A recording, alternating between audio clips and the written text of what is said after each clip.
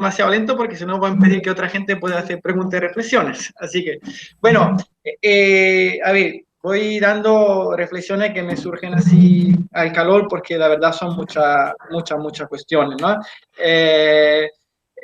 Con respecto a lo que planteaba Ana, sí, evidentemente, quiero decir, las impresiones que me transmite que son de alguna manera las que también yo tuve cuando me aproximé a analizar el MySpace, es decir, es un instrumento evidentemente que de alguna manera oculta lo político, pero no deja de ser político, es un instrumento que puede tener un elemento propagandístico, evidentemente, y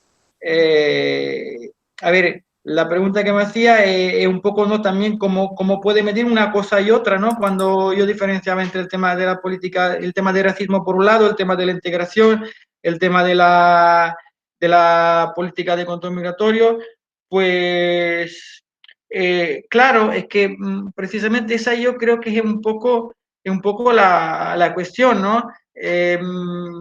En primer lugar, yo tengo que confesar, porque también pasa mucho, a veces una ambigüedad, ¿no? Yo personalmente me siento incómodo con la palabra integración. Y yo, de hecho, pasa esto muchas veces que hago estudios sobre la integración, pero claro, yo lo que hago es, digamos así, analizar críticamente la integración. Entiendo que el concepto de integración es un concepto que se puede resignificar, ¿no? Desde una vertiente, digamos así, si queremos más progresiva, etc. Pero yo personalmente me siento incómodo con ese término, a asumirlo como objetivo prescriptivo, porque creo que en los últimos 20 años el debate que ha habido sobre integración en Europa es un debate en el que es muy difícil que ese término se pueda, digamos así, reutilizar de una manera, digamos así, que sea de verdad bidireccional, porque hoy en día en el sentido común, por mucho que la Unión Europea diga un proceso bidireccional, si ya la propia política de los países y de la misma Unión Europea lo resignifican de otra manera, en el debate público, la integración es tu migrante te tiene que integrar. Tu migrante o tu persona no migrante no blanca. Pues entonces yo precisamente también, porque soy una de esas personas que en Europa no sufre ese racismo, yo obviamente tengo un privilegio,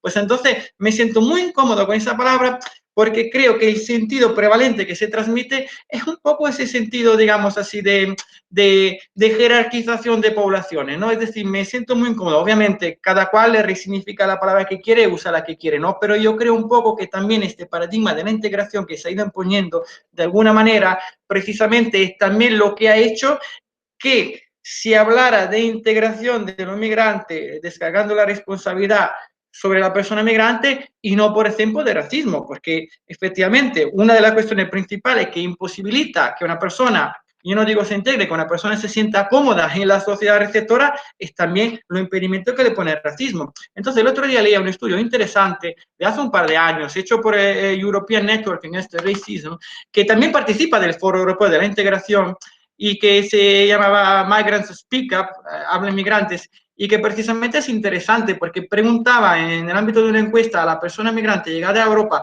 cuáles eran los problemas principales que tenía relacionados con la inmigración y sin nombrar el tema del racismo, de la discriminación, todos los problemas principales que salían tenía que ver con ello, tenían que ver con discriminación en la vivienda, tenían que ver con discriminación en la educación, tenía que ver con discriminación en el trabajo o tenían que ver con ese proceso que los cuerpos no blancos sufren en el espacio público en Europa, ¿no? Y a lo que también yo hacía referencia de alguna manera.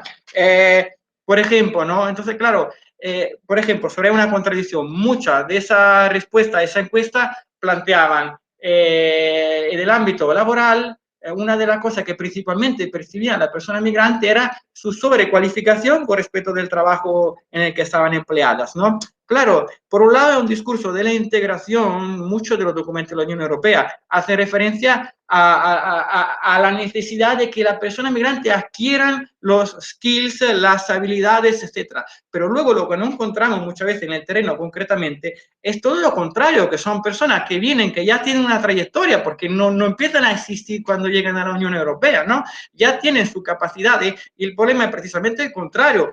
que debido a esa discriminación se encuentran trabajando en sectores mucho peores y que muchas veces son las propias políticas públicas las que le imposibilitan el reconocimiento de las cualificaciones que ya tienen o de reconocimiento de los títulos de estudio o de la homologación de los títulos de estudio. Por tanto, por ejemplo, en ese caso no es evidentemente una responsabilidad de la persona inmigrante que se quiere integrar, sino que hay unos dispositivos claros por parte de los estados y por parte del gobierno que impiden que, queremos usar la palabra integrar, vale, que impiden que se integre, ¿no? Desde esa sesión bidireccional.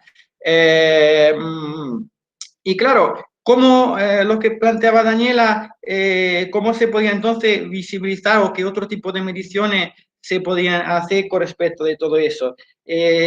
Claro, yo no sé, yo no, mi proyecto se focaliza sobre América Latina y yo soy el que estudia cosas de Europa. Entonces, sobre América Latina aprendo siempre muchas cosas.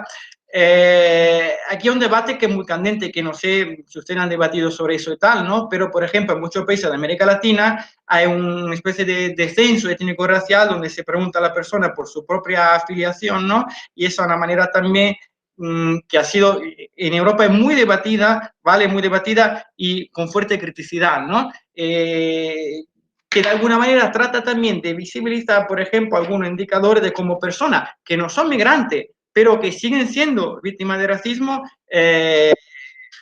sufren, ¿no? Por ejemplo, la persona afrodescendiente en el ámbito de la vivienda, en el ámbito de X, en el ámbito de otra cosa, ¿no?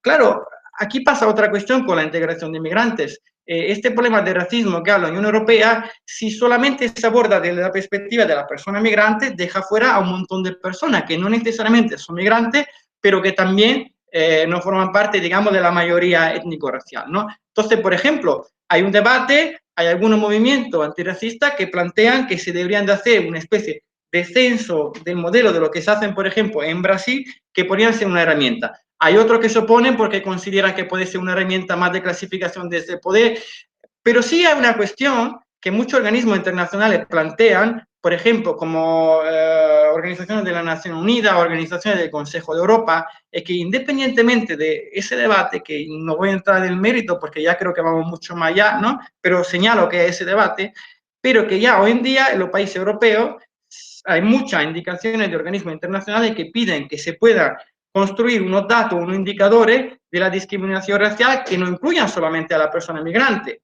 ¿vale? Que no quiere decir necesariamente hacer un censo o obligar a la persona a identificarse, ¿vale? Pueden ser estudios hechos con un muestreo, estudios anonimizados o cosas de ese tipo que puedan visibilizar esa dimensión de la discriminación, por ejemplo, en sectores como la vivienda, en sectores como la educación, etc. Es decir, hay un debate sobre eso, ¿no? Ahora bien, yo insisto, cualquier indicador que se debata visibiliza alguna cosa o invisibiliza alguna otra, ¿no? Eso sí, es llamativo que lo que respecta al MyPEX, es verdad que hay una serie de elementos que remiten a la antidiscriminación, pero precisamente remite únicamente a la política formal que se aplica, ¿no? Y además, en el ámbito de antidiscriminación, hay una directiva, hay muchas, pero en lo que es más la antidiscriminación delegada con el racismo, hay una directiva, la 2043 de la Unión Europea, que es muy limitada, es muy poco efectiva. Entonces, también los países que tengan una puntuación muy alta, eso no quiere decir que tengan políticas mínimamente efectivas, porque si no se implementan esas políticas concretamente, se puede quedar letra muerta, ¿no? Y bueno, la pregunta de Wendy, a ver, yo tengo aquí mi deformación profesional, como soy antropólogo, pues siempre la palabra cultura no me suscita muchas sugestiones, ¿no? Entonces, claro, es decir,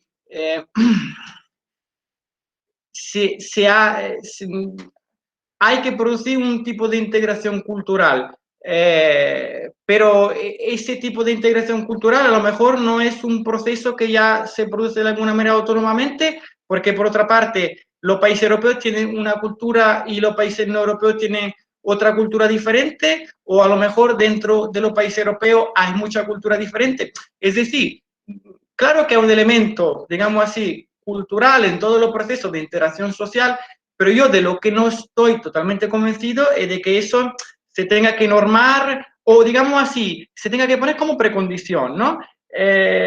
Porque además, pues, eso también de nuevo puede entroncar con el tema, por un lado, puede entroncar de nuevo con el tema del racismo y por el otro lado puede también producir una asolución de la cultura, de los valores llamados valor europeo. Lo explico con un ejemplo más concreto, porque me estoy liando mucho, ¿vale? Yo estudié el caso del test italiano de integración, ¿vale? Entonces, ahí es muy interesante porque las personas migrantes que llegan ya al primer año, si quieren renovar el permiso de residencia, tienen que sumar una serie de puntos que demuestran que aprueban la medida de integración y tienen también que suscribir una carta que se llama Carta de los Valores y que muestra lo que son los valores de la República Italiana, ¿no? Aparte de que yo como ciudadano italiano no me reconocería en esos valores, hay una violencia epistemológica tan fuerte que, por ejemplo, obligan a las personas migrantes a tomar una postura política específica para el problema de Palestina e Israel, lo llaman.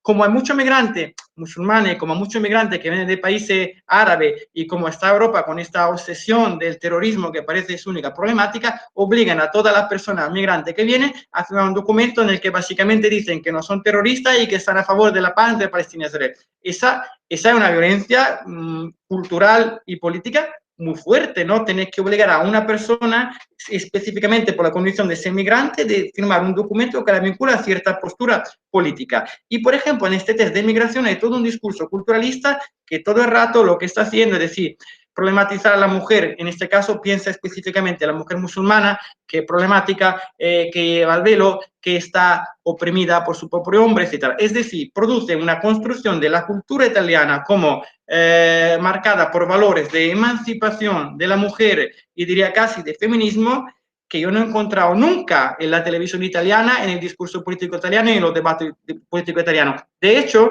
otro documento relacionado con la política de integración italiana y que no está dirigido a los migrantes, habla de la cultura italiana desde una perspectiva totalmente masculina, en el sentido de que dice, los padres fundadores de la República, los valores que nos legaron nuestro país, se olvida totalmente de las mujeres cuando tiene que hablar de su propia cultura italiana, pero cuando tiene que someter un documento para firmar a los migrantes que se tenga que integrar, se acuerda de las mujeres, ¿no? Hace lo que se llamaría un pick washing, un purple washing, para que las mujeres que vengan de otros países menos desarrollados, más oprimidas, etcétera, tengan que integrarse. Entonces, ¿cuál es el problema? El problema es que aquí también, de nuevo, a través de las culturas, muchas veces se acuerda elementos de racismo, como si en Italia, en la cultura italiana, no hubiera un problema de machismo, no hubiera un problema de mujeres que son asesinadas y no hubiera un problema de violencia de género. Entonces, claro, me parece problemático este discurso de la cultura cuando se habla de integración. No porque la cultura no sea un vector que entra dentro de este proceso, sino porque cuando se quiere operacionalizar o calcular o medir generalmente desde una perspectiva que es muy unilateral, que trae a colación relaciones de poder muy concretas y que al final lo que termina produciendo es más exclusión. No sé si me he explicado. Estupendo. Muchas gracias, Luca. Genial. Pues le vamos a dar la palabra también a Rosana, que pues Luca, Rosana está en este momento en Montevideo, en Uruguay. A María Paula Caviedes y a Laura Romero. Pues Rosana tiene la palabra. Hola, Rosana. Bueno, hola, ¿qué tal? ¿Cómo están? Bien, bien. Bueno, creo que estoy medio con la luz apagada porque aquí son casi las 6 de la tarde y es invierno. Se Así te que, ves, pero se te ve. ¿sí? Ah, Sí. bueno, bien, bien, sobre todo que se me oiga. La verdad que el tema que planteó Lucas me parece bien, bien interesante por muchos lados. Primero, trabajo en el Ministerio de Trabajo en la unidad de migración. Entonces, es un tema neurálgico el tema de integración y por el otro lado el tema de política pública, ¿no? Yo en mi persona tengo un conflicto porque soy antropóloga pero soy funcionaria pública, hago parte de la política pública pero también trato de ser crítica y cuando me pongo en antropóloga no me basta ninguna política pública. Entonces es un lugar muy reñido, ¿no? Pero bueno, el mundo de la política es un mundo de hacer y el mundo de la antropología, al menos como la concibo, es un mundo que permite una mirada crítica a ese hacer. Pero la política tiene que dar resultados. Entonces es un conflicto muy grande, permanente. Hablo desde ese lugar complicado. Entonces, yo sería más radical. Yo no sé si tendríamos que hacer algo para integración de los migrantes, porque yo lo que me cuestiono siempre es una buena política de empleo, una buena política educativa, y me parece que la integración llamada cultural corre por otro andarivel o fluye en esos otros andariveles. Eso por un lado. A mí el hacer algo sobre la cultura, no sé, me genera mucho conflicto, porque me parece que se cosifica la cultura, se esencializa, cuando en realidad son relaciones interculturales. Yo creo que uno tiene que propiciar ambientes donde esas relaciones puedan darse, que no quita que no haya conflicto, ¿verdad? Ahora, por otro lado, lo que me quedo pensando en todo esto de las metodologías, que claro, a ver, trato de ser ordenada. Agrego un pensamiento más antes de pasar a las metodologías. Una figura que no está contemplada en todo esto que estás hablando, Luca, y en todas estas cuestiones europeas y posiblemente latinoamericanas, la figura del retornado, que es tan migrante como el otro, y que de repente no pasa ningún test de examen de nacionalidad. Pongo un ejemplo. Yo en mi caso, perdón por autorreferenciar, pero lo veo así. En mi caso viví en México, hice un test para venir a Uruguay y lo aprobé, pero no sé nada de cultura uruguaya, ni de historia nacional. Sin embargo, no me considero desintegrada de la sociedad ni nada por el estilo. Se cosifican muchas de estas cosas, se esencializan demasiado. Y ahora voy a la parte de metodología. Me parece que ahí hay un mundo de lo cualitativo que es muy costoso integrarlo a los aparatos del Estado, porque son metodologías de largo aliento. Y las metodologías que captan sentido no producen de repente números y no producen números masivos ni nada de eso. Entonces, eso queda muy invisibilizado. A veces se salva con cuestiones como ciertas festividades, gastronomía o eventos que se hacen, pero en definitiva se cuentan eventos y no de vuelta a la integración, que me parece que es muy difícil de captar por estas cosas, que son como significantes, pero no significados. Entonces se empiezan a vaciar. Yo trataría de vincular algo más, si se quiere, me parece desafiante buscar una técnica que combine lo cualitativo con lo cuantitativo y hacer también mucho lugar a lo que es sociedad civil que veíamos las otras veces, porque esas personas también tienen mucha mirada y mucha incidencia sobre el migrante, tienen mucho discurso y tienen mucho hacer. Por ahí van mis inquietudes. Muchas gracias, Rosana. ¿Quién me había nombrado yo? A María Paula. ¿Cómo está María Paula? Bueno, buenas tardes a todos. Bueno, yo tenía también una pregunta relacionada mucho como a ese factor cultural, ¿sí? Un poco relacionada a la que Wendy hacía, pero bueno, ya está un poco respondida porque sí, estos documentos pues me dejaban muchas inquietudes. Yo decía, pero en realidad eso es integración. Y lo compartía, lo dialogaba un poco con una colega hace un momento. Ella decía, claro, eso sí es una integración eficiente, porque si no todo sería un revuelto, ¿sí? Las políticas de migración en Europa probablemente son más organizadas por ese carácter como unilateral que las que hay acá en Latinoamérica, ¿no? Pues yo decía, bueno, porque tengo que pensarlo de si son buenas, son malas, es como verlo siempre desde esa visión, como entre lo bueno y lo malo.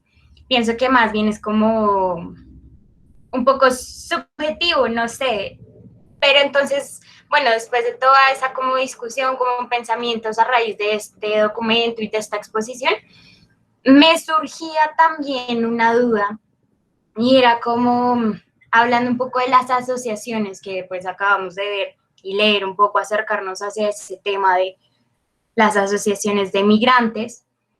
Entonces, como si realmente estas asociaciones tienen un peso político, ¿qué tanta voz tienen frente a estas políticas migratorias de integración? Esa es mi pregunta, sí, básicamente. Bueno, muchas gracias, María Paula. No sé si está Laura Romero por ahí. Buenas tardes a todos y a todas. ¿Me veo? Se te escucha, pero no te vemos. Sí. Creo que ya. No sé. ¿No? ¿Nada? No, pues, si no, Bueno, bien, creo que ya no. ahora sí. Un poco también. Ya también respondiendo a la misma lógica de lo que hablando María Paula, no sé si a veces decía Rosana, esto bien la estrategia debe partir desde una migratoria. Tal vez en este tipo de asociaciones también se puede evidenciar que si bien hay una pretensión de crear una vinculación o una integración, tal vez este tipo de espacios también hacen que la población se segregue, ya sea o porque las mismas condiciones de reivindicación cultural y de educación identitaria hacen que estas personas se agrupen, que si bien tiene un buen significado, no sé cómo se pueda correlacionar en el sentido de la política pública migratoria. Y también me gustaría saber, o sea, como también poner un poco en diálogo cómo esto que se ha visto también en la Unión Europea con el terrorismo, cómo se ha visto esta criminalización del migrante y cómo esto se ha ido reproduciendo en el voz a voz y cómo esto... ¿Me escuchas? Sí, es que como que Creo que no me escuchas. se entrecortó, Laura. Te alcanzamos a agarrar la última idea, quizás con el tema del cambio de la percepción con el tema del terrorismo, pero la primera parte no la agarramos bien la idea. Como que Sí, estaba nombrando, sí, sí, el asociacionismo también puede tomarse como desde el punto de segregación, no, ya sea de una manera, bueno, como por decir forma, sea una autosegregación o también dependa cómo va el rol del Estado en esa misma vía, ¿sí? Y no sé si dependa netamente de una política pública, debido a que también si bien la política pública puede incidir en los discursos, es algo que se reproduce estructuralmente, si lo vemos desde los aulas de colegio, de cotidiana, en el acceso a las mismas oportunidades. Yo entiendo que si bien la Unión Europea quiere beneficiar a su territorio, sí hay ciertas políticas que no van en la misma dirección, ¿sí? Como que el discurso ¿cómo se dice? Se contradice. Entonces, no sé si bien la política pública puede ser un punto de partida, siento que la gente estructuralmente también tiene un discurso ya armado, que si bien lo puedo hablar desde mi experiencia que viví en Europa, se puede ver esa reproducción del mismo. Y por otro lado, pues ya tomando como punto coyuntural el COVID, ¿cuál sería el rol del Estado en esta medida de integración? Debido a estos migrantes que como quieran que sea, han estado de forma, por decirlo así, irregular en los estados de la Unión Europea debido a que no hay un flujo que los pueda traer de regreso. Entonces, en esa medida, ¿cuál sería el rol del Estado, de los estados, ya sea de la Unión Europea o del estado de origen, para permitir una vinculación o para dar respuesta a este tipo de necesidades que estas personas están teniendo en este momento que fueron dadas de modo improvisto? Y ya. Estupendo. Muchas gracias, Laura. Pues, Lucas. Vale. Vale. Espera. Qué pena. Es que Rosana quiere agregar algo, creo. ¿Sí? Sí, una pregunta. Pensando en estos test que hablabas de Europa, ¿no? Sobre, no sé si te entendí bien, esos que refieren sobre todo a la nacionalidad, al país, esas preguntas que se hacen. Trato de ver si o sea, se han creado ahora, pero como que parecen una concepción bastante de modé, por decirlo, de los estados-nación. Como que no reflejan los movimientos para nada. Los movimientos, la globalización, los intercambios, etcétera. Parece como muy afincado en un estado-nación. Sí. ¿Voy?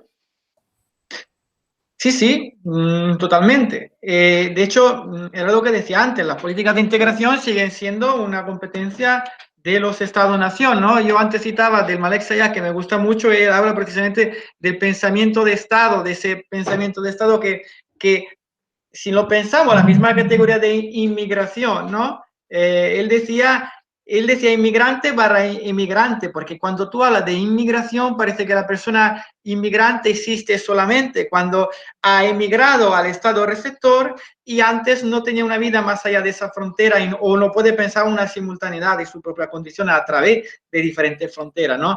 Sí, evidentemente es así y la Unión Europea la Unión Europea no es un superestado, decía, un marco de política blanda, transescalare, pero evidentemente sin los estados en lo que se apoya, pues no sería otra cosa. Por tanto, evidentemente refleja muy fuertemente esa lógica. Y siempre por seguir con lo que planteaba Rosana, pues sí, yo me encuentro totalmente de acuerdo con tu inquietudes. Bueno, y de hecho yo también tengo una vertiente más de compromiso social activista y esto es la universidad, que si bien se dice que la universidad es el lugar diputado del pensamiento crítico, que también lo es, pero también tiene muchos de los problemas que tienen los gobiernos, ¿no? Porque se ve atravesada también por esas relaciones de poder, etcétera. Por tanto, evidentemente es una contradicción, una ambivalencia que yo también siento. Y es cierto que sí, yo antes hice hincapié precisamente en eso, que hay un momento histórico que tú decías, yo a lo mejor me planteo que por qué hablamos de integración. Claro, hoy en día es muy difícil problematizar este supuesto, ¿no? Porque está tan, al menos en el contexto europeo, tan hablado, tan normalizado, tan naturalizado, que parece evidente. Yo por eso hice hincapié en que hay un contexto histórico específico en el cual se comienza a dar esa problematización. Porque hoy en día se asume como normal, hay que hacer algo y hay que hacer algo en este ámbito y hay que hacerlo desde esta coordenada y desde esta problematización, ¿no? Bueno, puede ser, pero vayamos a ver en primer lugar de lo que estamos hablando, porque no es una realidad histórica y que no tenga que ver con una génesis precisa. Y claro, lo que tiene que ver, sin embargo, si eso es cierto, y aquí también la universidad, insisto, autocríticamente estamos de lleno, es que eso lo encontré mucho haciendo la entrevista en Bruselas. Claro, cuando se empiezan a nombrar ciertas palabras, se construyen ciertos saberes, siempre hay actores que se legitiman a través de esos saberes, ¿no? Entonces, muchas veces lo que se construye es una serie de cajas, de know-hows, de herramientas, ¿no? Que al final lo que hacen es construir realidades sociales que ya se terminan naturalizando, por tanto es obvio que tiene que haber unos principios básicos, es obvio que tiene que haber unos test cívicos, ¿no? Nunca se cuestiona, pero sí, mientras tanto, lo que se ha hecho, claro, se ha legitimado una serie de saberes, una serie de actores, una serie de expertos que pueden hablar de eso, ¿no? Entonces, también tenemos que verlo un poco así, ¿no? Como decía Foucault, de los saberes poderes, que siempre hay algunos saberes que legitiman a algunos actores para hablar de esos saberes y de esa manera esos actores también seguirán reproduciendo esos saberes. Y lo que tenemos que preguntar a cierta altura es si efectivamente esos saberes son útiles, por qué y para quién, ¿no? Entonces, claro, y bueno, esa pregunta, ¿por qué y para qué? Es precisamente la misma que haría sobre el tema del método cuantitativo, cualitativo. Yo, evidentemente, soy antropólogo, tengo una formación que es muy cualitativa, pero he hablado de gobierno a través de los números, no quiere decir eso que los números sean inútiles y además es verdad que la política pública funciona mucho a través de esa lógica, ¿no? Yo creo que por un lado habría que tratar de hacer que la política pública no funcione tanto y solamente a través de ese tipo de saberes cuantitativos, habría que abrir espacio para que, porque también lo que no se mide existe y muchas veces es más complejo, y al mismo tiempo, con respecto de saberes cuantitativos, no digo que no haya que utilizarlo, pero sí, para mí es muy importante eso, de construir esa ilusión de realidad que el mismo hecho de que exista un índice hace que sea natural. No, ¿por qué? ¿Para qué? ¿Y para qué sirve? ¿Qué visibiliza y qué invisibiliza? ¿No? Yo creo que eso es muy importante. Entonces, ese debate político que muchas veces esos indicadores elimina, hay que llevarlo, digamos así, al escenario. Hay que llevarlo al escenario. Primero habrá que debatir políticamente cuáles son las prioridades y luego a partir de eso, de ese objetivo, pues también se puedan establecer indicadores. Pero lo que es importante es que las dos cosas vayan siempre juntas, ¿no? Que sepamos que esos indicadores sirven para algo, tienen cierto origen, no son la verdad absoluta y encarnada solo porque dice 3, hay una parte del MyPex que de hecho yo escribí en el artículo, es que hay una parte donde dice, para que se pueda hacer una evaluación más matizada, la cifra, el número único que calcula el nivel de política de cada país tendrá 2 decimales. para poder permitir una evaluación más matizada. Dicen, vamos a ver, si a mí me dice que Suecia tiene 87.34, invento, y Portugal 84,72, a mí no es que esas dos números decimales me permitan de verdad entender cuáles son los matices, me das dos números que no me explican nada, ¿no? Entonces, sí es verdad que muchas veces esta política funciona así. Lo que planteaba María Paula, y en parte también creo lo que planteaba Laura con respecto del tema del asociacionismo, ¿no? Aquí se abriría otra caja muy grande, ¿no? Ahora bien, yo les puedo hablar desde, bueno, tengo muchos puntos de vista, pero les puedo hablar sobre todo desde mi investigación. Decía antes que uno de los instrumentos que más también estudié es el Foro Europeo de la Integración. Ese Foro Europeo de la Integración, precisamente, en el discurso de la Unión Europea, sería una de esas herramientas que sirven para juntar la sociedad civil, la llamada sociedad civil, con los representantes de los estados, los representantes de la Unión Europea, precisamente para debatir sobre la política, para que haya un feedback, un círculo, etcétera, ¿no? Claro, en ese contexto, ¿cuál es el problema? Por ejemplo, las ONG europeas que están representadas son muy pocas las ONG lideradas por migrantes, autoorganizadas por migrantes. La mayoría de estas ONG son ONGs que yo no la critico, pero evidentemente tiene un enfoque más, es decir, no la critico, me parece bien, pero tiene muchas veces un enfoque más asistencialista, son ONG sobre migrantes o que trabajan con personas migrantes como destinatarias, como receptoras de distintos programas, pero que no son, por ejemplo, lideradas por personas migrantes, ¿no? Eso además es especialmente así a nivel de la Unión Europea, porque claro, para participar de ese foro hay que cumplir con toda una serie de requerimientos. Tiene que estar legalmente constituida, tiene que respetar una serie de normas sobre transparencia y demás, tiene que tener cierto tamaño, tiene a lo mejor para ello que haber estado recibiendo subvenciones durante muchos años. Entonces, claro, lo que eso al final genera muchas veces es una burbuja en la cual las organizaciones que más están representadas son las organizaciones que más lejos están, por así decirlo, de la base, ¿no? De las asociaciones de personas migrantes de verdad, y que también de alguna manera no son de todo independientes, porque claro, evidentemente si son financiadas para realizar sus actividades por parte de la Unión Europea, etcétera, etcétera, etcétera, etcétera, muchas veces al final hay como una imbricación, ¿no? De intereses, de saberes. De hecho, había un estudio, ahora no recuerdo quién lo hacía, sobre la sociedad civil de Bruselas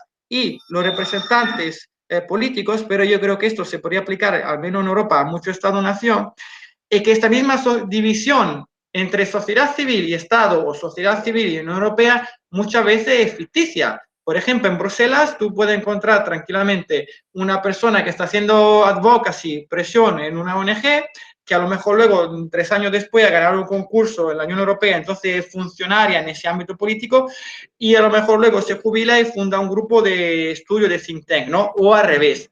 Por tanto, a una intercomunicación constante, que a lo mejor puede tener su ventaja, pero evidentemente lo también que produce muchas veces es una distancia, ¿no? De lo que son, digamos así, las realidades a pie de calle, ¿no? Pues yo personalmente soy de aquella persona que piensa que debe ser lo contrario, que las personas que viven, sufren malas situaciones son las que, por otra parte, es verdad que en contexto europeo, y yo, bueno, sobre todo el portugués y el español son los que conozco, hay últimamente, siempre ha habido en realidad mucha lucha migrante, también por las regularizaciones, lo que pasa es que han sido invisibilizadas y últimamente hay bastante fermento de distintas organizaciones de migrantes antirracistas que están, digamos así, reivindicando desde un marco más crítico, ¿no?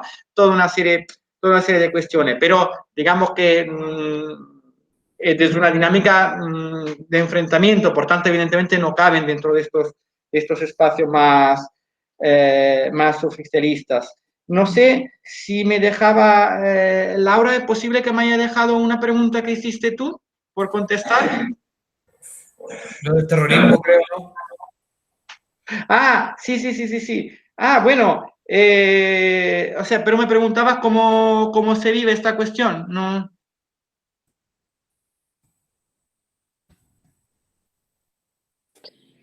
Aló, sí. ¿Escuchas? Sí. Aló.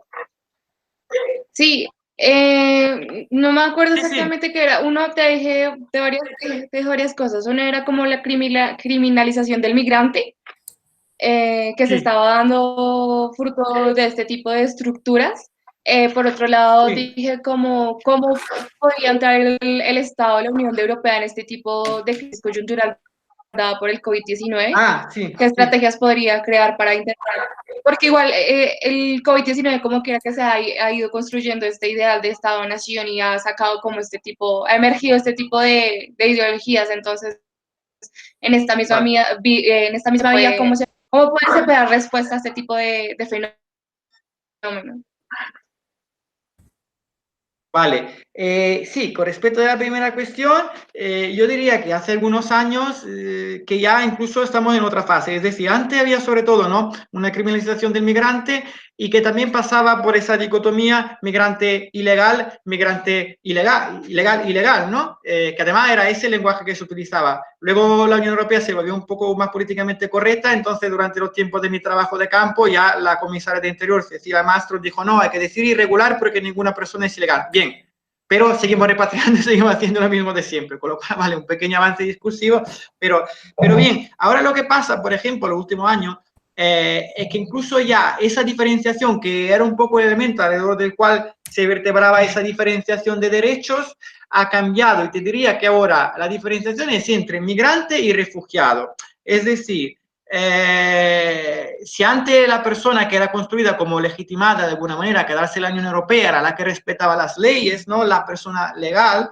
siempre desde una retórica, evidentemente, hoy en día ya incluso la figura del migrante económico, por así decirlo, es cuestionada y es criminalizada. Es decir, hoy en día se está utilizando fuertemente la diferenciación entre migrante económico y persona refugiada para decir que la persona refugiada de alguna manera, vale, puede tener alguna legitimidad para estar en Europa, pero la persona migrante económica, ya que hemos pasado por una crisis económica en los años 2009, 2010, etcétera, ya incluso la persona migrante económica no tiene ningún tipo de legitimidad, ¿no? Y claro, a ver, la cuestión es problemática en primer lugar porque al menos en el contexto europeo, que yo que sé que conozco mejor, en primer lugar es muy difícil diferenciar entre lo que es un migrante económico y lo que es un migrante refugiado, porque muchas veces hay cuestiones que se intersectan, ¿no? O hay lo que llaman los flujos mixtos. Yo flujo digo siempre entre paréntesis porque me parece una manera de cosificar, ¿no? Pero ahí dicen flujo mixto en lo que hay solo migrante económico o persona refugiada. Y muchas veces es más compleja la situación. Pero es que además de eso, a mí me parece problemático porque, es decir, la Unión Europea consigue pensar en el derecho, por así llamarlo, a poder emigrar solo desde la perspectiva de la victimización. Es decir, una persona tiene que ser refugiada, tiene que haber sufrido unas condiciones muy particulares y muy problemáticas, tiene que ser problematizada como desposeída, como falta de agencia, como una condición de profundo sufrimiento para que pueda ganar el derecho a reconocimiento a una existencia legal, ¿no?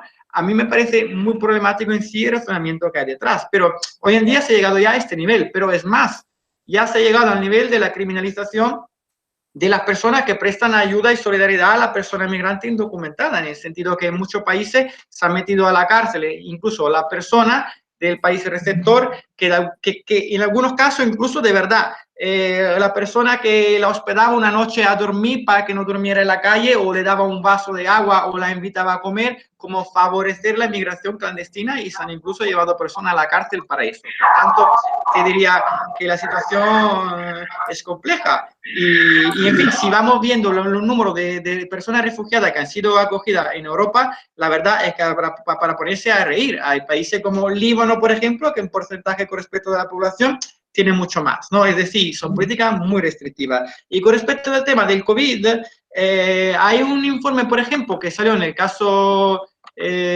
español, que hizo que hizo Rights International, una asociación Rights International que es dramáticamente interesante porque muestra la situación de precariedad de la persona migrante, de la persona afrodescendiente, de la persona gitana en esta situación de crisis del COVID y también muchos episodios de violencia y de racismo institucional a lo que se han tenido que enfrentar. ¿Qué se puede hacer? Pues, mira, por ejemplo, Portugal, ya que he sido tan crítico, por lo menos Portugal durante la crisis dijo que la persona inmigrante sin papeles, a efecto de derechos sanitarios, etcétera, no se la iba a repatriar y durante la crisis y se le iban a dar derecho como cualquier otro ciudadano. El problema es que una vez terminada la crisis, una vez terminado el estado de emergencia, ahora exactamente no sé cómo está la cosa en Portugal, pero tendencialmente todas las medidas que se han tomado que de alguna manera suspendían, ¿no?, esas condiciones, se vuelve de nuevo a las repatriaciones. En el contexto español, por ejemplo, en el contexto español pasó una cosa para mí muy positiva, que se cerraron los centros de internamiento para migrantes y es la primera vez desde que hace 20 años se establecieron, por la razón precisamente de que se estaban convirtiendo en un foco de coronavirus. Entonces tuvieron que cerrarlo y tuvieron que liberar a esa persona, ¿no? Para mí ya sería positivo si no se volvieran a abrir. Y estaba diciendo que hace 3 días se entregó una propuesta de ley precisamente por la regularización de todas las personas que se encuentran sin papeles en el contexto español.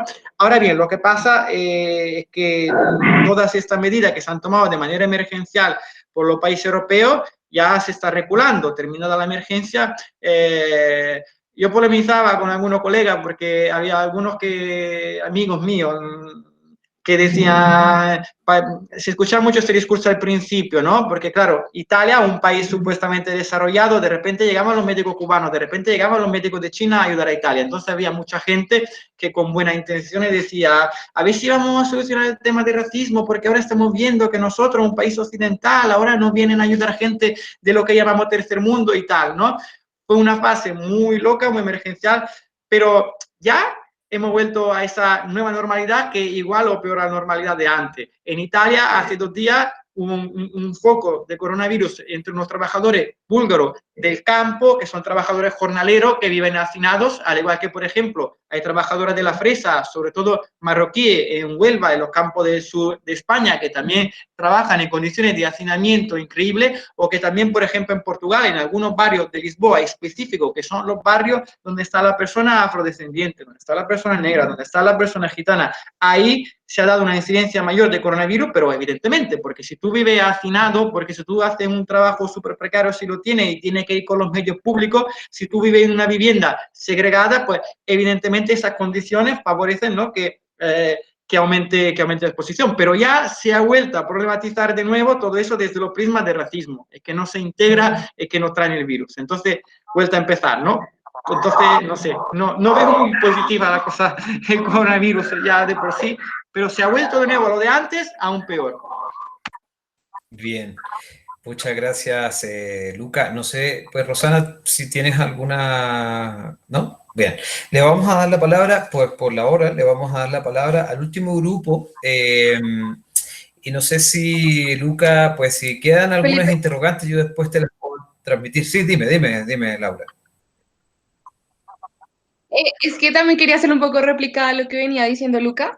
Perdón, te interrumpo. Y es que precisamente creo que el coronavirus le permitió a los migrantes ver esa visibilidad que, o sea, los estados al ver la necesidad de, por decirlo así, de mano de obra, ver la potencialidad que hay, sí empezaron a gestionar de una u otra forma como medidas, así no fueran políticas públicas, para dar de alguna forma integración o no, o suplir alguna necesidad que fue dada por esta crisis. Entonces, no sé si, pues, eso también iba en contrariedad, ¿no? Como que siempre cuando se saca algún beneficio se pueden avanzar más rápido las medidas que, pues, den respuestas a necesidades que también tienen los migrantes.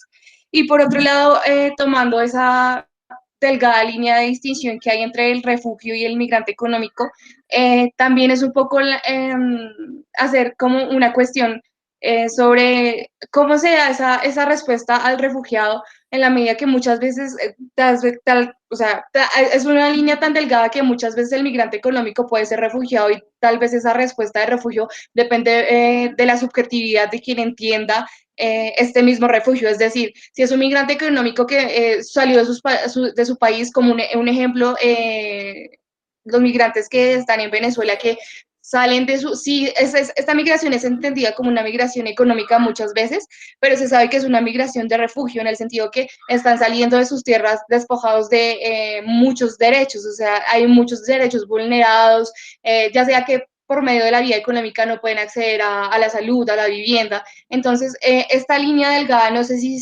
funcione también como una estrategia para no dar respuesta a este tipo de necesidades. No sé si me hago entender. Sí, sí, claro, sí, claramente usada estratégicamente. ¿Me oye? ¿Se me oye? Sí, estoy de acuerdo. Sí, Luca, sí, es que se cruzó ahí, se cruzó la... Sí, que la evidentemente es utilizada como una estrategia precisamente para dificultar. Y luego, bueno, luego habría que ver, yo en esto la verdad que el tema de refugio, de los que menos conozco en ese caso, que menos he estudiado, pero hablando con personas que lo trabajan más o incluso que lo han vivido, que luego habría que ver la entrevista que hacen los diferentes funcionarios que cuando la persona se presenta, ¿no? Por ejemplo, en la frontera, el tipo de interrogatorio policial, de detective que se le hace a la persona, incluso ya simplemente como creando situaciones para que puedan crear una contradicción, porque si ya te ha caído en una contradicción, aunque sea una contradicción generada por la situación de ansiedad que te produce un funcionario que te hace 30 veces la misma pregunta, ¿no? Y ya eso es como un índice, como un indicador de que a lo mejor tú estás mintiendo. Entonces sí, yo creo que es utilizada principalmente como una tecnología que en última instancia, pues eso contribuye, digamos así, a esa criminalización o a esa deslegitimización mediante otro tipo de dispositivo.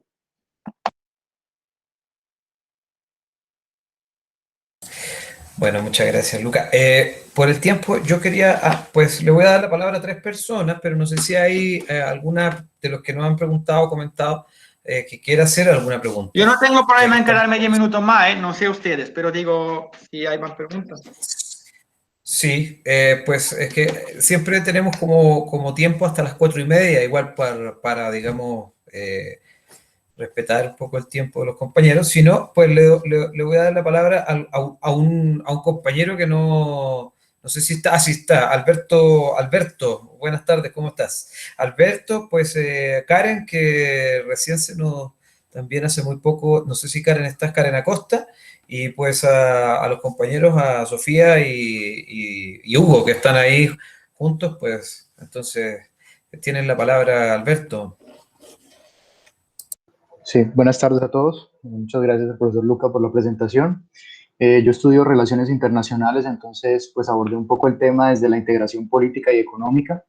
Y pues nosotros en esa parte de la disciplina vemos cómo en Europa pues existen disparidades productivas y económicas muy amplias, los denominados clústeres económicos en regiones de España como Madrid o Cataluña o Milán en Italia, pues son muy distintas a regiones poco productivas, y eso ha generado muchas migraciones principalmente de Europa del Este, que es el fenómeno actual. Entonces, me llamaba un poco la atención que sea tan homogéneo el estudio del MIPEX, y digamos que no eh, eh, tenga en cuenta como esa diferencia entre el migrante económico y el típico constructo de migrante que se tiene en Europa sobre pues migraciones extracomunitarias. Entonces, quería conocer si de pronto se tienen esos debates en la academia para forjar políticas públicas enfocadas pues a cierto tipo de grupos migratorios, por así decirlo. Es un poco cosificarlos, pero pues digamos, diferenciar un poco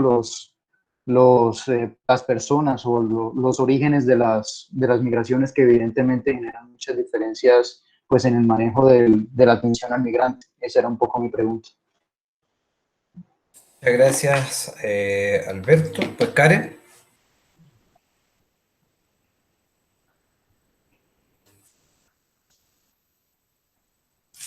Karen Acosta. Por el principio parece que no está conectada. Pues Sofía y Hugo. Hola, ¿me escuchan? Sí, los escuchamos, sí, escuchamos y vemos. Pues yo tenía una pregunta y es acerca de que si no representa como un problema la diversidad de modelos de integración que están presentes en toda Europa. Y pues a partir de esto, ¿cómo es el carácter multidimensional pues de las políticas de integración?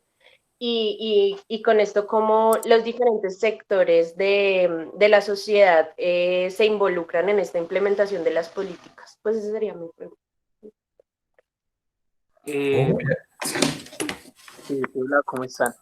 Bueno, mi pregunta, pues ya creo que han tocado bastante el tema, han hablado de varias cosas y pues va encaminada, o bueno, me planteaba que pues es un completo desafío, ¿no? Todo este tema de la integración y de las políticas públicas, dado que pues hay una brecha que la separa dentro de la realidad y dentro de lo escrito, ¿no? Al momento de ponerlas en un plano pues real, pues se ven un poco difusas.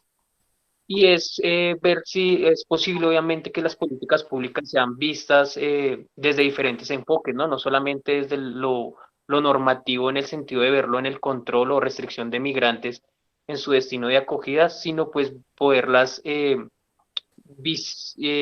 visibilizarlas desde otros enfoques y como lo había dicho anteriormente, pues estas políticas públicas muchas veces no trascienden en lo real, ¿no? Se pueden ver, pueden ser viables, pero no eficaces, o pueden ser justas, pero no eficaces, o son siempre inviables, ¿no?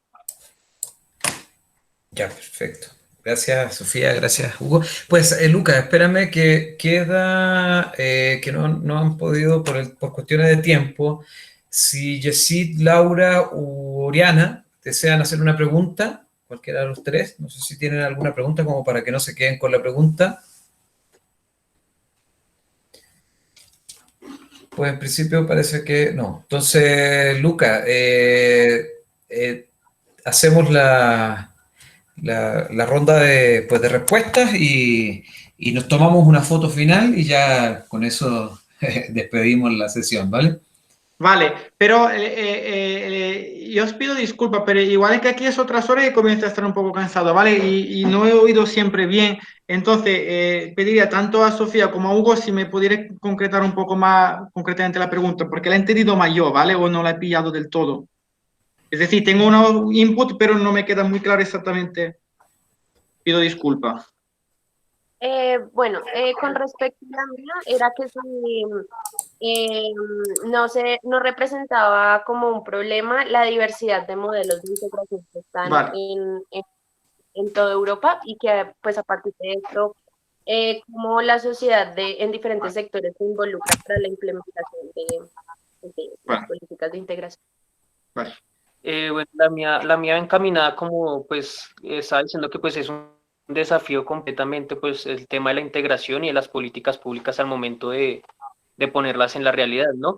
Es mirar si es posible o pues digo yo que es importante ver la política pública desde diferentes enfoques, no solamente digamos en un aspecto normativo en el sentido de control o restricción de migrantes en su destino de acogida, sino poder integrar diferentes enfoques hacia una construcción de una política pública que responda de cierta manera eficaz, que sea viable y que sea justa, ¿no? Porque muchas veces no cumplen con esas tres características. Puede ser eficaz, pero no es viable, o puede ser justa, pero es inviable o no es eficaz al momento de ponerlas en la práctica.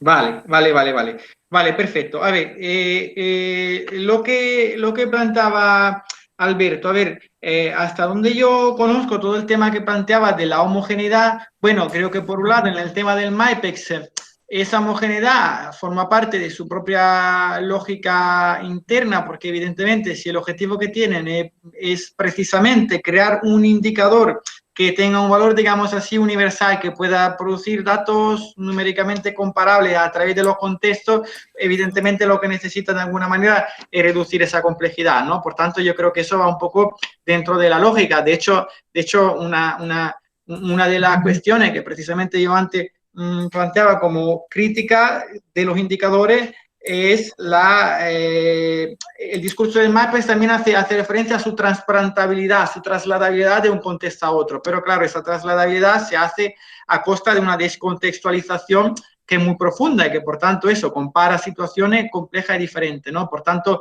es verdad que eso creo que forma parte de su propia lógica. Ahora bien, sí es cierto que la Unión Europea tiene política diferenciada, pero yo en ese sentido problematizo el hecho de que esta diferenciación por ejemplo, antes mencionaba el caso de la tarjeta azul, que para trabajadores cualificados intelectuales con ciertos requerimientos, si se concede una serie de derechos diferenciados que no son iguales a los de los ciudadanos de la Unión Europea, pero que sí de alguna manera reproducen un estatus más cercano, y por otra parte, por ejemplo, en lo que es el trabajo temporal, ¿no? Y por ejemplo, la persona que recoge los tomates en Sicilia o la fresa en Huelva, decía antes, pues evidentemente hay toda una serie de normativas muy diferentes, pero que el problema, para mí ese precisamente es también el problema, es decir, tú construyes un estatus de ciudadanía que es muy diferenciado según la procedencia de la persona, según las condiciones de clase, y que al final es un poco la herramienta a través del cual todo ese sistema y toda esa práctica discriminatoria también se sustenta, ¿no? Es decir, yo creo que sería más fácil conceder una serie de derechos para que la persona tenga un estatus seguro y a partir de ahí, si acaso, ¿no?, hablar de integración. Y bueno, la cuestión que planteaba Laura,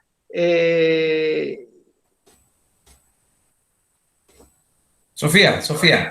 Perdón, a ver, me he perdido los apuntes. Que planteaba Sofía. No, perdón. Ante la... tenía que... Vale, es un problema la diversidad de modelos, perfecto. A ver, es que precisamente de alguna manera, o sea, es decir, me cuesta decir si es un problema porque no entiendo bien, ¿no? Desde dónde, desde qué perspectiva es un problema. Pero lo que sí observo, bueno, de hecho lo han observado varios estudiosos de la política de integración, e incluso muchos como, por ejemplo, Christian Jopke, que además, digamos así, tiene un enfoque bastante distinto del mío, digamos, se incluyen mucho más dentro de ese paradigma, ¿no? Pero que en realidad ha habido una creciente convergencia de la política de integración a nivel de la Unión Europea. Por tanto, en realidad, no es que haya una diferencia tan relevante. Es decir, yo lo decía antes, ¿no? Lo que sí cambia es que, por ejemplo, en cada país, de alguna manera, los colectivos migrantes a los que se piensa cuando se habla de integración son distintos. Y eso tiene que ver con las historias del país, con las historias colonial, con evidentemente los tipos de inmigración que hay y la procedencia. Entonces, en ese sentido son diferentes. Pero sí es verdad que las medidas en sí no son tan diferentes, porque, por ejemplo, el test cívico ya está difundido en distintos niveles prácticamente en casi todos los países de la Unión Europea. Por ejemplo, en el contexto español está solo para pedir la nacionalidad, pero en muchísimos otros países ya está vinculado directamente a la política migratoria, ¿no? ¿Qué cambia? Cambian algunos elementos que también son importantes. Por ejemplo, es obligatorio, evidentemente, conocer un idioma es un factor que facilita que la persona se pueda desempeñar en ese país, pero una cosa es que se pongan herramientas que permitan a esa persona, a lo mejor gratuitamente, aprender el idioma. Otra cosa es que se utilice el aprendizaje del idioma como medida restrictiva, en el sentido de que si tú no hablas bien el idioma, no te vuelves a tu país, o incluso no vienes porque, como decía antes, se hacen test de integración incluso en el extranjero antes de que la persona emigre, ¿no? Lo que cambia entonces algunas veces son algunos detalles de esta medida, es decir, algunos test de integración pueden ser vinculantes y obligatorios, en otros casos no son obligatorios, en otros casos solo hay que cursar un curso de formación que proporciona el Estado o que no proporciona el Estado. Es decir, hay distintos niveles, ¿no? O que puede ser gratuito o que hay que pagar. Entonces, sí es verdad que dependiendo de cada país luego cambia un poco, si queremos, la profundidad,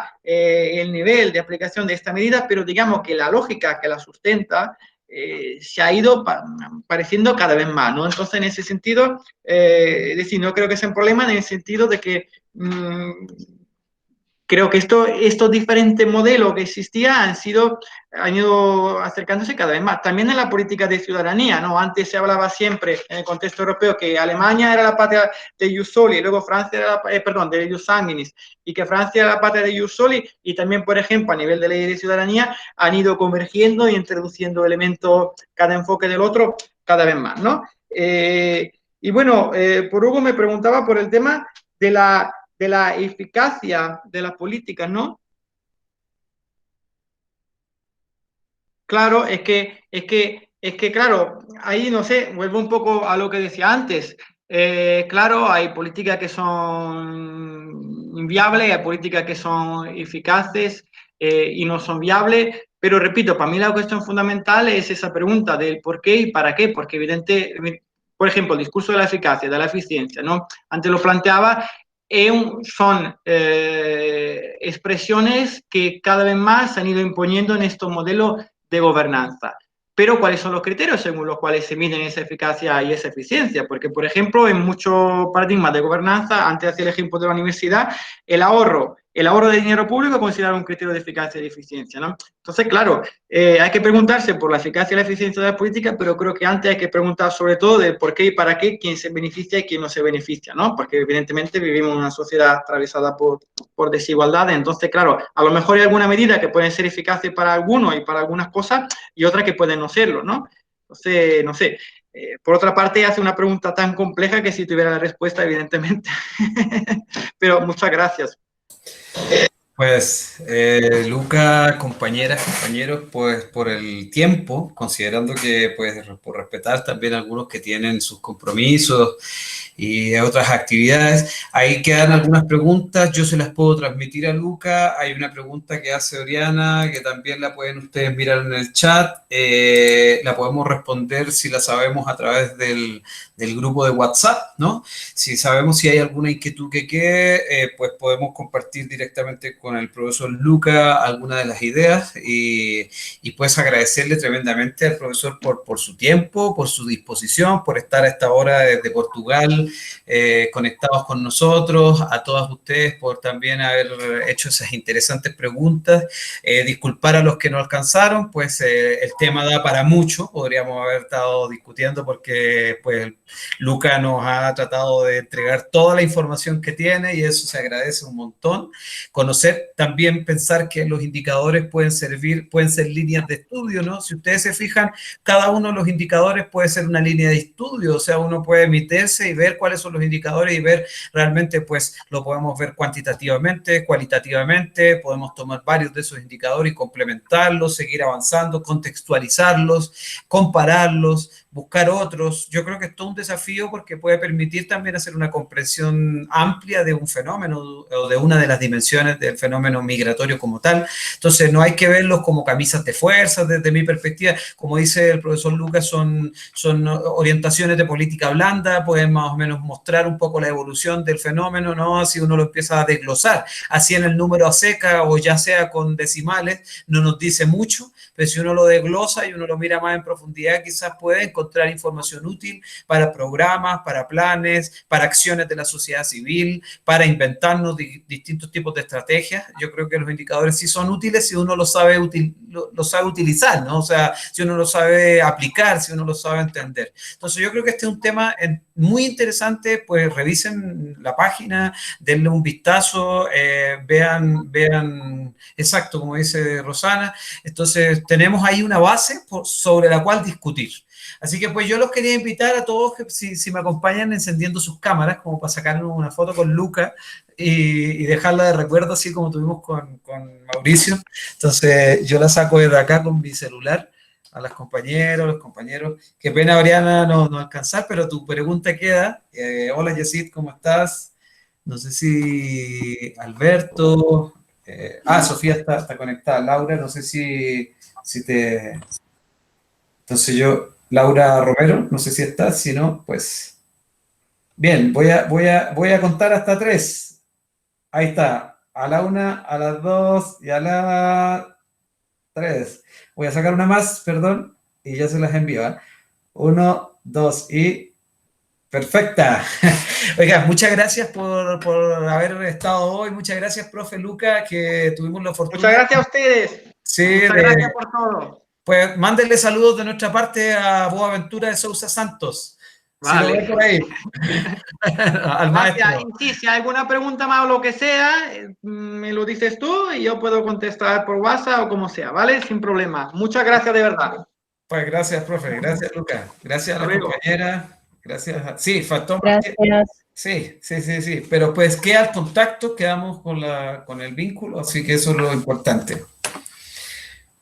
Feliz fin de semana, que descansen. Feliz fin de semana, Luca. Gracias. A vosotros y a vosotras. Gracias. Hasta luego. Hasta luego. Wow. Gracias. Gracias.